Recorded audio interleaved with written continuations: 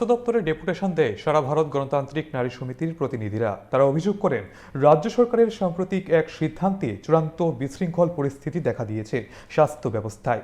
বিশেষ করে জিবি হাসপাতালে যে ধরনের ব্যবস্থা নেওয়া দরকার সেটা এখনো নেই। তাই তারাও সরকারের উদ্দেশ্যে সিদ্ধান্ত পুনর্বিবেচনা করার দাবি জানিয়েছেন।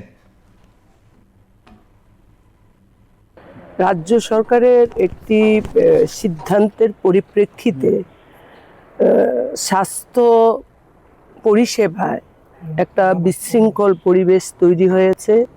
রোগীরা হয়রানির শিকার হচ্ছেন।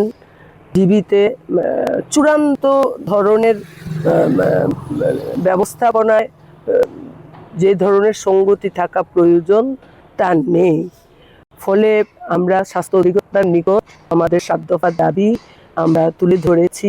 তার মধ্যে সরকারের যে সিদ্ধান্ত, এই সিদ্ধান্ত আমরা পুনর্বিবেচনা করতে বলছি এই কারণে, স্বাস্থ্য ব্যবস্থার পুরোপুরি যে ধরনের উদ্যোগ থাকা প্রয়োজন সেই ব্যবস্থাপনায় অত্যন্ত ঘাটতি রয়ে গেছে। সেই ঘাটতি পূরণ না করে যে সিদ্ধান্তটা নিয়েছেন প্রাইভেট প্র্যাকটিস বন্ধ করার, এটা সময়োপযোগী না। আমাদের ত্রিপুরা রাজ্যের স্বাস্থ্য পরিষেবা চূড়ান্তভাবে বিপর্যস্ত।